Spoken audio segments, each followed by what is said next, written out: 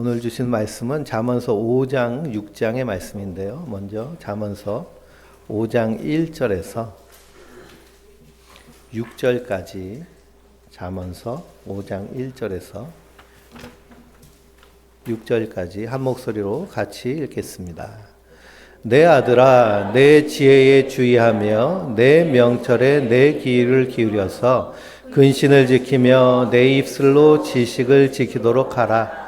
대저 음녀의 입술은 꿀을 떨어뜨리며 그의 입은 기름보다 미끄러우나 나중은 쓰고 두 날 가진 칼같이 날카로우며 그의 발은 사지로 내려가며 그의 걸음은 수로 나아가나니 그는 생명의 평탄한 길을 찾지 못하며 자기 길이 든든하지 못하여도 그것을 깨닫지 못하느니라. 아멘. 할렐루야. 하나님께서 주시는 은혜와 평강이 우리 성도님들 위해 충만하시기를 주님의 이름으로 축원드립니다. 무릇 지킬 만한 것 중에 더욱 내 마음을 지키라. 생명의 근원이 이에서 남이니라. 라고 우리 지난주에 잠언서 4장 말씀을 통해서 함께 말씀을 나눴습니다. 우리의 마음을 어떻게 지키느냐, 우리의 마음에 들어오는 생각, 감정들, 이것은 우리가 통제하고 우리가 조절할 수 있는 것이 아니라 자연스러운 것입니다. 그렇기 때문에 내가 어떤 생각을 하고 있는지, 어떤 감정이 올라오는지 제일 먼저 해야 될 것은 무엇이냐? 알아차리는 거예요. 그래서 부정적인 생각이 나오는구나, 부정적인 감정이 올라오는구나 라고 알아차리면 어떻게 하면 될까요? 그것을 습관적으로 계속 반복해서 상상 소통하고 반추하는 것이 아니라 그걸 그냥 흘려보내는 것입니다. 흘려보내고 하나님의 말씀을 붙잡고 승리해야 될 줄 믿습니다. 왜 그러느냐? 하나님께서 우리에게 다 생명나무를 심어주셨어요. 우리 안에 하나님의 생명나무가 있습니다. 그 생명나무는 우리가 잘 가꾸고 돌봐야 될 줄 믿습니다.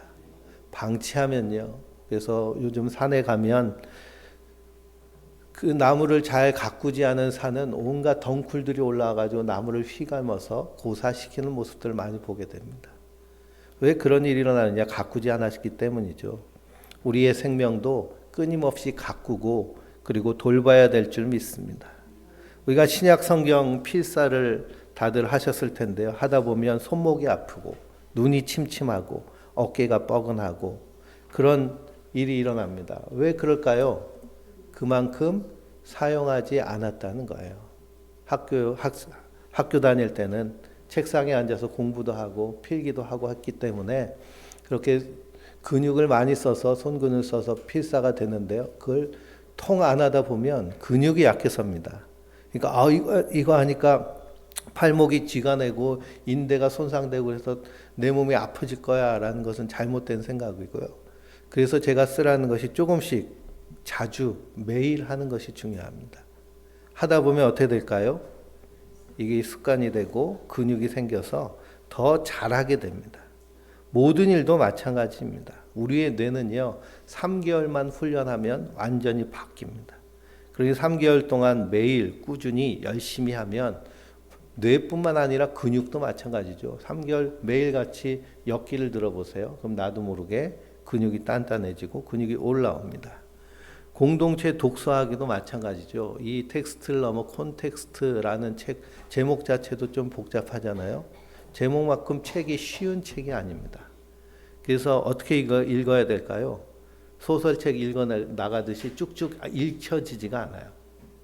그러니 한 주간 이렇게 4챕터로 나눠져 있는데 한 일주일 동안 한 챕터를 읽는다라고 생각하시고 천천히 읽어야 됩니다. 그리고 여기 도통 내 머릿속에 없는 내용들을 읽게 되면요, 머리에서 쥐가 나고 멀미가 일어납니다. 그것이 지성적 멀미인데요. 이건 자연스러운 현상이에요. 내 안에 없기 때문에. 그러면 이제 어떻게 하면 될까요? 내 안에 입력하면 됩니다. 근데 중세 교회사 그리고 중세 그런 인문학적인 내용들이 많이 있기 때문에요. 우리는 다 컴퓨터를 한 대씩 갖고 계시잖아요. 스마트폰으로 네이버로 검색을 하면 그 내용들이 다 나와 있습니다. 그리고 어려운 단어들이 몇 가지 나오는데요. 그럼 어떻게 하면 될까요? 검색하면 돼요. 찾아보고 그것을 내 머릿속에 입력하면 내 뇌가 더 풍성해지고 충만해지는 줄 믿습니다. 그리고 여기에는 대부분이 이 상황적 윤리, 상황 인식에 대한 이야기가 나오거든요. 그래서 우리가 이 땅을 살면서 2000년 전, 3000년 전에 쓰여진 이 잠언의 지혜의 말씀을 내 삶에 적용하기 위해서 되어야 될 작업이 무엇이냐면 그 때의, 그 시절의 상황, 그 시절의 윤리에 대한 이해를 우리가 폭넓게 하는 것이 중요한 줄 믿습니다. 이 책에는 그런 이해를 돕는 그런 풍성함이 있어요. 그래서 내용 자체는 아주 좋습니다. 그러니 열심히 책을 읽고 그래서 5월 한 달 동안 머릿속을 뇌를 풍요롭게 하는 그런 우리 성도님들 되셨으면 좋겠습니다. 오늘 5장 말씀해 보니까요. 주의하라라는 내용이 나옵니다. 누구를 주의하라 그래요? 음녀를 주의하라라고 그럽니다. 음녀를 주의하라. 요즘 전 세계적으로 또 한국 사회에서도 페미니즘에 대한 그런 논의들이 심하게 일어납니다. 이것은 여성의 인권 상향을 의미하는 것인데 이것이 좀 과격하게 나오다 보니까 성경에 보면은 음녀하면 누구를 비하하는 내용일까요? 여성을 비하하는 내용으로 받아들일 수 있습니다. 이것을 여성을 비하하는 내용으로 받아들이는 것은 뭘 하지 못하기 때문에 그럴까요? 상황적 인식을 하지 못하면 여성 비하로 봅니다. 근데 절대로 여성 비하가 아니고요. 음녀라는 상징의 의미를 찾는 것이 중요하죠. 그래서 성경에 나와 있는 음녀라는 그것은 단순히 여자를 의미하는 것이 아니라 세상적인 모든 유혹을 가르칩니다. 그래서 마가복음 5장 18절에서는 예수님이 경고하시는데요. 뭐라고 경고하시느냐? 예수께서 경고하여 이르시기를 삼가 바리새인의 누룩과 헤롯의 누룩을 주의하라라고 말씀하셨습니다. 그러면 바리새인의 누룩은 무엇이고 헤롯의 누룩은 무엇일까요?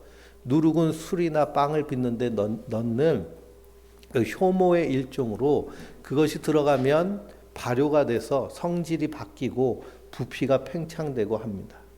그래서 바리새인의 누룩은 종교적인 그릇된 가르침, 헤롯의 누룩은 세상의 그릇된 가르침. 이것을 한마디로 말하면 세상적 유혹, 음녀의 유혹이라고 말할 수 있어요. 고린도후서 11장 13절에서 15절을 보면 사도 바울이 거짓 사도요 속이는 일꾼이니 자기를 그리스도의 사도로 가장하는 자들이 있다는 겁니다. 거짓된 자들이. 이것은 이상한 일이 아니라 사탄도 자기를 광명의 천사로 가장하나니라고 말합니다. 마귀가 우리에게 유혹하려고 올 때요. 뿔 달고 어금니 드러내고 피 흘리면서 우리에게 오나요? 그렇지 않죠. 광명한 천사의 모습으로 옵니다. 오늘 잠언서에서도 음녀가 어떤 모습으로 다가오나요? 입술이 꿀이 떨어지고 그 입의 기름보다 미끄러웠다라고 말합니다. 입술에서 꿀이 떨어지는 온갖 축복, 좋은 말 이런 것들이 아주 그냥 뚝뚝 떨어지면서 다가오는데요. 그 결말은 어떻게 된다는 거예요? 완전히 패망의 길로 이끈다는 것입니다. 그래서 예수님은 이러한 것을 가리켜서 요한복음 10장 10절에 도둑이 오는 것은 도둑질하고 죽이고 멸망시키려는 것뿐이요 내가 온 것은 양으로 생명을 얻게 하고 더 풍성히 얻게 하려는 것이니라 라고 말씀하셨습니다. 그러니 도둑과 그리고 생명을 주는 그런 사람을 잘 분별해야겠죠. 그래서 도둑은 죽이고 멸망시키는 것이며 그리스도께서는 우리에게 생명을 주시고 그것을 더 풍성케 하여 주시는 줄 믿습니다. 그래서 우리는 이 세상적인 유혹과 정말 가치 있는 지식이 무엇인지를 잘 분별할 줄 알아야 됩니다. 우리 유튜브들을 많이 보시잖아요. 유튜브의 영상에서도 이게 정말 좋은 건지 안 그러면 우리를 속이려고 하는 건지 잘 분별을 할 수 있어야 됩니다. 그래야 이 세상적인 유혹을 이겨내고 풍성한 삶을 나아갈 수 있습니다. 그래서 오늘 1절 말씀에 보니 내 아들아 내 지혜에 주의하라 라고 말씀하고 있습니다. 우리가 1장부터 4장까지 지혜를 말할 때 솔로몬은요, 이 지혜를 객관화시켜서 말했습니다. 왜 그러냐? 이 지혜는 자기의 것이 아니라 하나님이 그에게 선물로 주신 지혜이기 때문이에요. 그래서 지혜를 받아서 전하는 것이기 때문에 객관화시켜서 얘기했는데요. 유독 5장에서는 내 지혜라고 얘기합니다. 내 지혜. 예. 오랜만에 아기 소리를 들으셔서 신경이 쓰일 텐데 아기는 소리를 내는 거예요. 그냥 가만히 놔두면 이제 가만히 있습니다. 내 지혜라고 얘기하는데요. 이 내 지혜는 솔로몬 자신이 경험하고 실제적으로 체득한 것을 의미합니다. 그래서 오늘 설교 제목 말씀이 뭘까요? 나의 지혜는 무엇입니까? 입니다. 나의 지혜. 솔로몬이 경험하고 체험한 것을 통해서 지혜를 얘기하는데요. 그 지혜는 하나님과 연결된 지혜예요. 그러면 나의 지혜는 내가 이 땅을 살면서 인간관계를 하고 세상에서 일을 하며 살면서 또 앞으로의 미래를 준비하면서 내 안에서 성경적인 가르침 안에서 나를 직접 행동하게 만드는 지혜는 무엇인가 한번 생각해 보시기 바랍니다. 지식과 경험의 차이는 무엇이냐? 우리가 자전거를 타는 이론을 예를 들면은요, 자전거 타는 법은 참 쉬워요. 핸들을 꽉 잡고 그리고서는 안장 위에 앉아가지고 열심히 페달질을 하면요, 자전거는 절대로 넘어질 일이 없습니다. 근데 실제로 자전거 위에 앉아서 자전거를 타보면 그렇게 되나요? 그게 잘 안 되죠. 그게 지식과 경험의 차이입니다. 그런데 이 지식에 따라서 내가 경험을 하며 실패를 경험하면 넘어져 보고 자빠져 보고 깨지기도 하고 그러다 보면 내 몸이 어느새 균형을 잡고 자전거를 잘 타게 됩니다. 그래서 어렸을 때 한번 자전거를 배운 사람은 수십 년이 지나가지고 자전거 좀 한번 타볼까 하고 타면 자전거가 타질까요? 안 타질까요? 잘 타게 돼요. 왜 그러냐? 내 뇌에서 각인되어 있기 때문입니다. 그래서 이렇게 몸으로 체득된 말씀을 오늘 솔로몬이 전하고 있습니다. 성경을 보면 이렇게 몸으로 경험하여서 그래서 그것을 지혜로 말하는 두 사람이 있는데요. 첫 번째 사람은 창세기 49장의 야곱이라는 사람입니다. 야곱이 자기 아들 요셉을 축복하는데 뭐라고 축복하느냐? 내 아버지의 축복이 내 선조의 축복보다 나아서 영원한 산이 한없음과 같이 이 축복이 요셉의 머리로 돌아오며 그 형제 중 뛰어난 자의 정수리로 돌아오리로다 라고 말씀합니다. 그러니 야곱의 축복이 그 선조 아브라함의 축복이나 이삭의 축복보다 훨씬 낫다는 거예요. 왜 그럴까요? 야곱은요, 완전히 깨지면서 하나님이 어떤 분이시고 어떻게 나에게 복을 주시는 분이신지를 직접 깨달았기 때문입니다. 아브라함도 이삭도 그 하나님을 깨달았지만 야곱처럼 이렇게 속된 말로 개고생하면서 깨달은 사람은 성경에 보기도 참 힘든 사람이 야곱입니다. 그래서 자기의 축복이 더 낫다는 거예요. 왜 그러냐? 이 평생을 고생하면서 이 하나님의 은혜, 하나님의 사랑을 직접 체험했기 때문입니다. 솔로몬도 마찬가지입니다. 솔로몬도 열왕기상 11장을 보면 솔로몬이 왕이 되자마자 한 것이 결혼하기 시작했어요. 어떤 결혼을 했느냐? 저 이집트의 파라오의 딸하고 공주랑 결혼을 했습니다. 뿐만 아니라 주변 나라 모압, 암몬, 에돈, 시돈, 헷 주변에 있는 모든 부족들, 나라들 거기에 공주들 다 데리고 와가지고 결혼을 했어요. 그래가지고 이 솔로몬이 후궁이 몇 명이냐 하면 후궁이 700명이에요. 첩이 몇 명이냐 첩이 500명이에요. 예.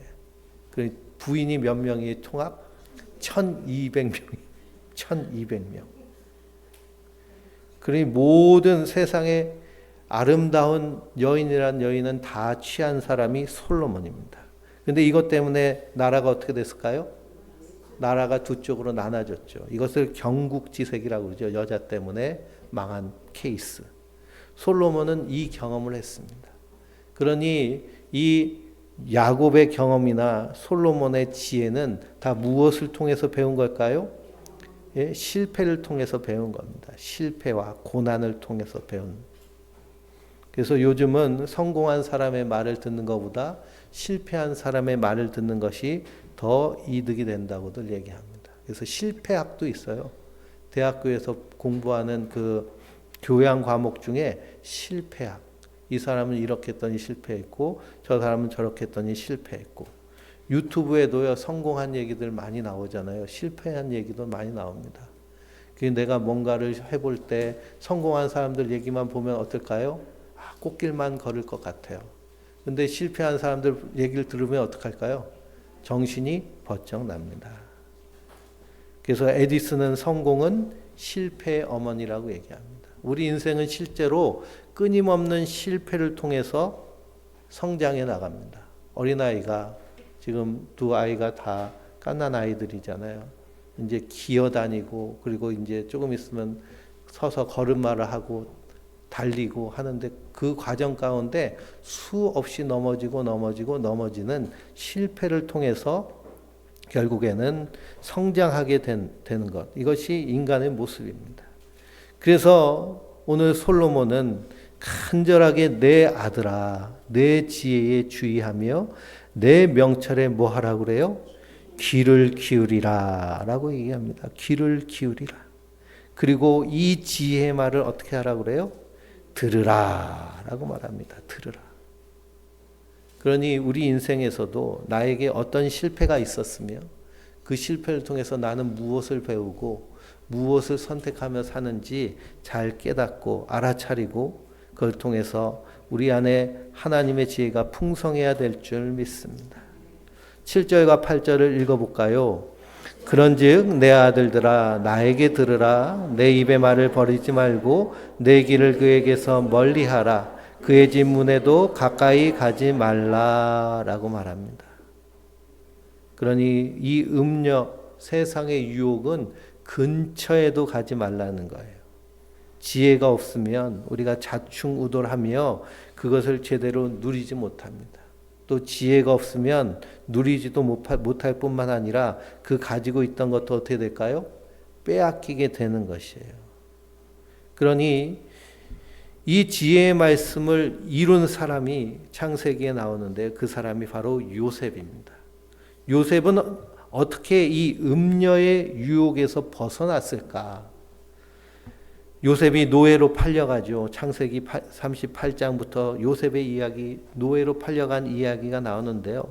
보디발이라는 이 애굽의 파라오를 지키는 시위대장의 집으로 노예로 팔려갔습니다. 그러니 그 집이 얼마나 크고 그 집이 얼마나 의리의리하겠습니까? 거기서 열심히 일해서 그 집의 모든 살림살이를 도맡은 집사가 됐습니다. 근데 문제가 생겼어요. 그 집의 여주인 보디발의 아내가 계속하여서 요셉을 유혹하는 겁니다. 그러니 틈만 나면 유혹하는 거예요. 나와 동침하다. 나와 동침하다. 그래서 나랑 동침하면 이렇게 해줄게 저렇게 해줄게. 얼마나 많은 유혹이 있겠습니까? 근데 요셉이 때마다 거절하는데요. 어느 날은 집에 아무도 없는 거예요. 자기랑 그 집 안주인 사모님만 있는 겁니다. 그때 요셉이 그 안주인이 유혹하려고 할 때 뭐라고 얘기하느냐 하면 내가 어찌 이 큰 악을 행하여 하나님께 죄를 지으리까 라고 얘기합니다. 내가 어찌 이 큰 악을 행하여 하나님께 죄를 지으리까. 그러니 요셉의 이 생각 안에는 누가 항상 함께하고 계시는 거예요? 하나님이 항상 함께하고 계시는 겁니다. 그러니 시편 105편 19절을 보면 말씀대로 여호와의 말씀이 그를 단련하셨다. 나를 단련하셨다라고 표현하는데요. 말씀이 그를 단련하는 거예요. 하나님의 말씀이 나를 날마다 단련해야 될 줄 믿습니다. 하나님이 내 안에 계시다는 거예요. 대부분 이 유혹이 언제 일어나느냐 하면 홀로 있을 때, 단둘이 있을 때 그런 유혹이 많이 일어납니다. 혼자 있을 때는 뭔가 개방감, 자유감, 그리고 일탈하고 싶은 마음이 생기는데요. 그런 마음은 내 안에 누가 안 계시다는 거예요? 하나님이 안 계시다는 거예요. 그러니 이 요셉은 이 음녀의 유혹, 세상의 유혹을 어떻게 이겨나갔느냐 하면 하나님이 내 안에 계시다는 분명한 신전 의식으로 승리한 줄 믿습니다. 그래서 9절부터 14절, 잠언 5장 9절부터 14절을 읽어볼까요? 두렵건대 내 존영이 남에게 잃어버리게 되며 내 수완이 잔인한 자에게 뺏기게 될까 하노라. 두렵건대 타인이 내 재물로 충족하게 되며 내 수고한 것이 외인의 집에 있게 될까 하노라. 두렵건대 마지막에 이르러 내 몸, 내 육체가 쇠약할 때에 내가 한탄하여 말하기를 내가 어찌하여 훈계를 싫어하며 내가 마음이 꾸지람을 가벼이 여기고 내 선생의 목소리를 청종하지 아니하며 나를 가르치는 이에게 귀를 기울이지 아니하였던고 많은 무리들이 모인 중에서 큰 악에 빠지게 되었노라 하게 될까 염려하노라 라고 말합니다. 그러니 지혜의 말에 귀 기울이지 않고 지혜의 말에 마음을 품지 않으면 어떻게 되느냐, 후회와 탄식밖에 남을 것이 없음을 말씀하고 있습니다. 그래서 우리는 항상 배우려는 자세로 살아야 되고요. 그리고 항상 생각하며 살아야 됩니다. 뭔가 문제가 생기고 그리고 어려움이 생길 때의 특징은 무엇이냐면 생각 안 하고 덮어놓고 살 때 그런 문제가 많이 일어납니다. 요즘 보이스 피싱 때문에 통장이 털리고 그리고 사기당하는 분들이 참 많은데요. 대부분 사람을 당황하게 만들어서 생각하지 못하게 만듭니다. 그러니 엄마 사기당했어, 나 잡혀왔어, 이상한 자기 딸, 자기 아들의 목소리가 아닌데도 그것을 이렇게 자녀들 전화번호로 전화가 오면 거기에 깜짝 놀라가지고 통장에서 돈을 다 털어서 보내보면 결국 누구예요? 저 엉뚱한 사람인 것이 많습니다. 그래서 우리는 항상 이런 경계하는 마음이 있어야 되고요. 우리 안에 하나님이 계실 때 우리가 하나님과 늘 소통하며 하나님과 대화하며 하나님과 물어보며 한 걸음 한 걸음 천천히 우리의 삶을 내디뎌야겠습니다. 그러니 명예, 재산 빼앗기는 것뿐만 아니라 자신의 몸도 쇠약해 되고 그리고 그때야 후회해서 한숨 쉬는 삶을 살게 된다는 거죠. 그러면 어떻게 해야 이런 유혹에 넘어가지 않을까에 대해서 솔로몬은 말하고 있는데 이것이 15절에서 23절의 말씀입니다. 그 중에 15절만 같이 읽어볼까요?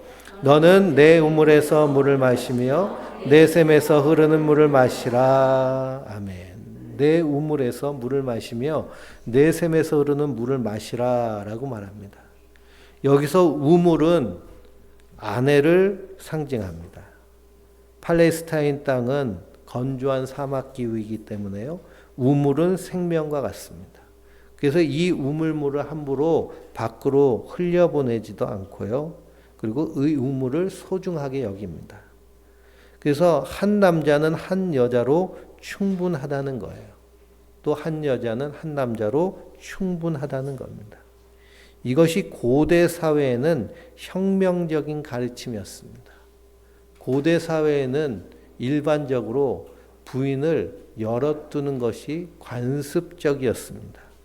성경은 그것을 사실 용인하고 있지는 않습니다. 여러 명의 부인을 둔다는 것이 타락의 증거였기 때문입니다. 하나님도 아담에게 돕는 배필을 줄 때요, 여럿을 주셨나요? 아니면 하나만 주셨나요? 하나만 주셨어요. 아담에게 하와 한 사람만 주셨습니다.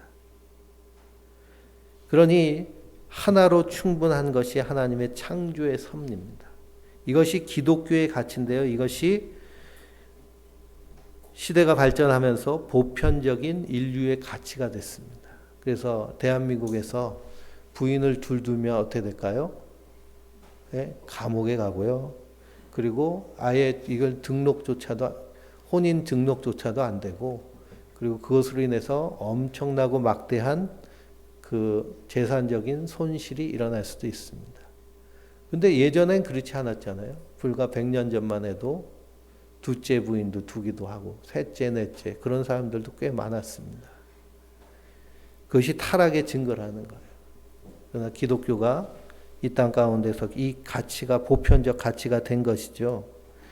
여기에 대해서 단순히 아내를 두는 것, 남편을 두는 것만을 의미하지 않습니다.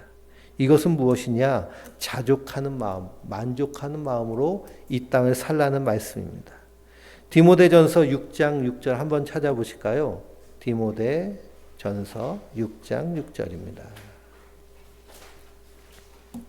신약성경 디모데전서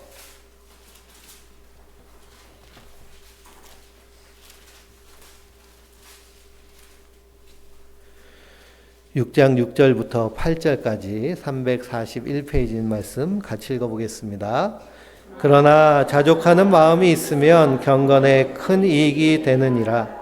우리가 세상에 아무것도 가지고 온 것이 없음에 또한 아무것도 가지고 가지 못하리니 우리가 먹을 것과 입을 것이 있은즉 족한 줄로 알 것이니라. 아멘. 자족하는 마음, 지금 나의 삶에 만족하는 마음이 있으면요, 경건에 큰 이익이 됩니다. 왜 그럴까요? 이 세상의 유혹에 속아 넘어가지 않기 때문입니다. 우리가 이 땅에 사는 삶이 길게 살아도 100년입니다. 우리가 올 때 아무것도 가지고 온 것이 없는 것처럼 갈 때도 아무것도 필요 없는 것이 우리 인생이죠. 그래서 먹을 것과 입을 것이 있은즉 족한 줄로 생각하라 라고 했습니다. 세상 유혹에 빠지게 되는 이유는 뭘까요? 이것 말고 뭔가 더 필요하다고 세상은 계속 유혹하고 또 그게 있어야 될 것 같아서 거기에 따라가다 보면 끝없이 유혹받는 인생을 살게 됩니다. 그래서 솔로몬은 헛되고 헛됨을 전도서에서 얘기하면서 해 아래 새 것이 없으니 해 아래 새 것이 없으니 자족하며 만족하며 살 것이 가장 좋은 삶이라고 말씀하고 있습니다. 그래서 빌립보서 4장 12절에도 사도 바울이 나는 비천에 처할 줄도 알고 풍부에 처할 줄도 알아. 모든 일에 곧 배고픔과 배부름과 풍부와 궁핍에 처할 줄 아는 일체의 비결을 배웠노라. 내게 능력 주시는 자 안에서 내가 모든 것을 할 수 있느니라. 아멘. 그리스도인들은 예수로 만족하고 그리스도로 감사하고 그리스도 안에서 소망 중에 풍성하게 사는 자들인 줄 믿습니다. 우리는 이 땅을 나그네처럼 사는 자들이에요. 우리가 가야 될 영원한 본향이 있는데 그것이 하나님 나라입니다. 그래서 이 땅에서 영원을 살아가는 자들이에요. 그러니 세상 가치 가지고 사는 것이 아니라 하나님 나라의 가치를 가지고 살기 때문에 이 땅에서 세상이 이거 필요해 저렇게 말하는 것 거기에 다 따라 살 이유도 없고 필요도 없습니다. 세상이 말하는 것 다 쫓아가다가 결국에는 세상이 어떻게 됐어요? 다 망가졌잖아요. 세상이 이거 필요해 저거 필요해 해가지고 끊임없이 물건을 만들고 소비하고 그리고 그것 소비하다가 버리면 쓰레기가 되고 하는 모든 것들이 기후변화, 이 지구가 기후 생태계가 완전히 망가지게 된 결정적인 이유입니다. 이것이 인간의 욕망이에요.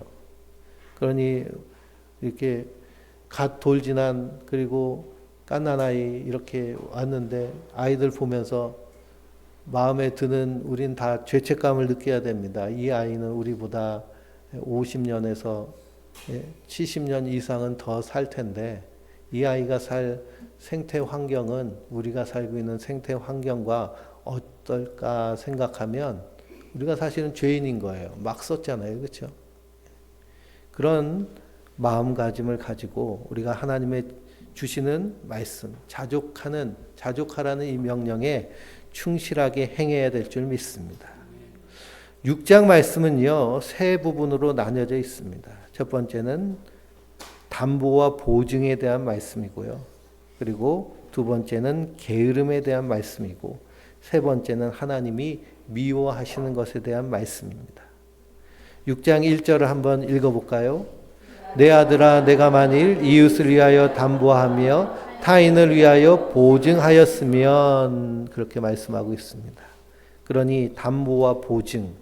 우리가 사는 사회는 빚을 권하는 사회잖아요. 빚을 권하는 사회. 그래서 다 얼마 정도 채무가 있고 그 채무에 따른 보증 뭐 여러 가지가 많이 있습니다. 근데 오늘 1절 말씀에 이 보증이라는 단어 밑에 각주가 달려 있죠. 그 각주의 내용은 뭘까요? 내 손을 치면 그랬습니다. 고대 사회에는 보증을 쓸 때는 악수로 해서 보증을 삼았어요. 악수해서 내가 너의 보증이 될게. 그런데 2절부터 5절까지는 어떻게 하라고 말씀하고 있을까요? 2절부터 5절입니다. 내 입의 말로 내가 얽혔으며 내 입의 말로 인하여 잡히게 되었느니라. 내 아들아 내가 내 이웃의 손에 빠졌은즉 이같이 하라. 너는 곧 가서 겸손히 내 이웃에게 간구하여 구원하되 내 눈을 잠들게 하지 말며 눈꺼풀을 감기게 하지 말고 노루가 사냥꾼의 솥에서 벗어난 것 같이 새가 금을 치는 자의 손에서 벗어나는 것 같이 스스로 구원하라. 아멘. 그러니 이 보증과 담보에 대해서 어떻게 하라고 말씀하고 계세요? 하지 말라는 겁니다. 보증 서지 말라는 거예요. 요즘은 이 개인 보증의 문제가 심각하여서 이 제도가 많이 보완됐죠. 불과 30년만 해도요, 보증 잘못 섰다가 집 날리고 가족 깨지고 평생 빚쟁이 돼서 부모님 중에 그런 분들 많이들 계시죠? 예. 거의 다 그런 분들인 것 같아요. 한두 사람씩 안 걸린 사람이 아무도 없습니다. 그때 우리 아버지가 보증만 안 썼어도 나는 대학 가고 다른 인생을 살 텐데 그런 분들도 꽤 많으실 거예요. 성경은 기본적으로 보증 쓰지 말라고 말합니다. 잠언서에는 이 내용들이 더 많이 있는데요. 11장 15절을 보면 타인을 위하여 보증이 되는 자는 손해를 당하여도 보증되기를 싫어하는 자는 평안하느니라 라는 말씀이 있습니다. 17장 18절은 지혜 없는 자는 남의 손을 잡고 그의 이웃 앞에서 보증이 되느니라. 20장 16절은 타인을 위하여 보증선 자의 옷을 취하라. 외인들을 위하여 보증선 자는 그의 몸을 볼모 잡을지니라 라고 말합니다. 그러면 우리가 이 땅에서 인간관계 하면서 그렇게 매정하게 살아야 되느냐라는 그런 반론이 일어나는데요. 그러나 자비로운 마음 때문에 스스로를 망하지 않게 하라는 겁니다. 그러니 자비로운 마음을 가지고 우리가 이웃을 대하면 어떻게 하라는 거예요? 그냥 주라는 겁니다. 그냥 주면 주지 보증이 되고 담보가 되지 말라는 거예요. 성경에서 우리의 보증이 되고 담보가 되신 분이 계십니다. 그분이 누구실까요? 예수님이시고 그분의 영이신 성령님이십니다. 그래서 고린도후서 1장 20절에서 22절은 하나님의 약속은 얼마든지 그리스도 안에서 예가 되니 그런즉 그로 말미암아 우리가 아멘하여 하나님께 영광을 돌리게 되느니라. 우리를 너희와 함께 그리스도 안에서 굳건하게 하시고 우리에게 기름을 부으신 이는 하나님이시니 그가 또한 우리에게 인치시고 보증으로 우리 마음에 성령을 주셨느니라. 그러니 우리를 보증 쓰시기 위해서 예수님이 어떤 일을 행하셨나요? 하나님이 사람이 돼서 이 땅에 오셔서 십자가에 달려 죽으셨습니다. 보증을 서는 건 십자가에 달려 죽는 일이에요. 그래서 예수님은 너희는 맹세하지 말고 보증도 서지 마라. 하늘을 향해서도 하지 말고 교회 성전을 향해서도 하지도 말고 내 머리를 향해서도 하지 말라고 그럽니다. 우리 인생은 그럴 능력이 안 되는, 주제가 안 되는 존재라는 거예요. 그래서 그리스도께서 우리의 보증이 되셔서 우리를 하나님 나라 백성으로 옮기셨습니다. 그러니 우리는 그 말씀에 따라 이 땅에서 그렇게 살아내는 자들입니다. 6절에서 11절을 보면 게으름에 대해서 말씀하고 있습니다. 게으름에 대해서 말씀하면서 누구에게 배우라고 할까요? 개미에게서 배우라라고 말합니다. 개미에게서 배우라. 놀랍게도 현대 사회는 게으르게 만드는 세상이에요. 게으르게 만들어요. 무엇이 우리를 게으르게 만들까요? 우리가 날마다 끼고 있는 이 스마트폰이요, 우리를 게으르게 만듭니다. 우리 뇌 구조 안에서 부지런히 움직이게 만드는 그런 호르몬이 있는데요. 그 호르몬이 도파민이라는 호르몬입니다. 도파민은 우리에게 동기부여를 해요. 아, 이렇게 해야지, 이렇게 해야지, 이렇게 해야지 하는 움직이게 만드는. 그런데 이 도파민이 과잉 분비가 되면 항상 이 도파민에 중독된 상태이기 때문에 동기부여가 되지 않습니다. 동기부여가 되지 않으니까 뭐가 안 움직여요? 몸이 안 움직여요. 몸이 안 움직여서 계획은 그냥 하루 종일 빽빽하게 채우죠. 그래서 예전에 그 여름 방학 되기 전에 생활 계획표 짜가지고 선생님한테 방학 숙제로 보내지 않으면 검사 맞잖아요. 그러면 하루를 어떻게 짜요? 하루 종일 빽빽하게 짭니다. 그리고는 할까요, 못 할까요? 네, 하지 못해요. 실제로 봐도 이건 인간이 할 수 없는 계획표를 짜는 경우도 참 많이 있어요. 근데 현대인들은 이 과도한 도파민 중독으로 인해서 동기부여가 되지 않습니다. 그 대표적인 게 유튜브 영상들. 거기에 재미있는 짤, 쇼츠라고 하는. 그 계속 보다 보면 어때요? 계속 넘어가요. 그럼 꼬리에 꼬미를 물고 알고리즘이 우리 뇌에 그 좋아하는 걸 알아가지고 계속 보게 만들면서 도파민이 막 분비되면 그 다음에는 실제로 내가 뭔가를 해야 될 때 도파민이 더 이상 동기부여가 필요 없는 거예요. 아, 그냥 귀찮다 하고 누워버리고 자버리고. 그때는 어떻게 해야 될까요? 핸드폰을 끄고 그냥 움직이면 됩니다. 그냥 움직이면 돼요. 계획 세울 필요도 없이 그냥. 술이나 담배나 어떤 중독 상황을 가장 쉽게 해소하는 방법은 뭐냐 하면 계획 세우지 말고 그냥 하면 돼요. 그냥. 성경 쓰기도 어떻게 하면 돼요? 그냥 하면 돼요. 손이 아프든 뭐든 그냥 하면 되는 거예요. 책 읽기도 어떻게 하면 돼요? 그냥 읽으면 되죠. 뭐 읽으면 성경 읽기도 그냥. 아침에 우리가 긍정하거나 하는 것도 어떻게 하면 돼요? 그냥 하세요. 그냥 하면 그냥 됩니다. 그래서 세상 자꾸만 우리를 게으르게 만드는데요. 이런 세상 가운데서 우리는 그냥 하나님의 말씀을 묵상하고 하늘의 지혜를 붙잡고 세상 유혹에 따라 살지 않고 하나님 말씀에 따라 사는 것이 성도의 삶인 줄 믿습니다. 그러니 12절부터 19절까지는 하나님이 미워하시는 것이 있어요. 미워하신 것 예늘 7가지가 있다고 그러는데요. 17절부터 18절까지 읽어볼까요?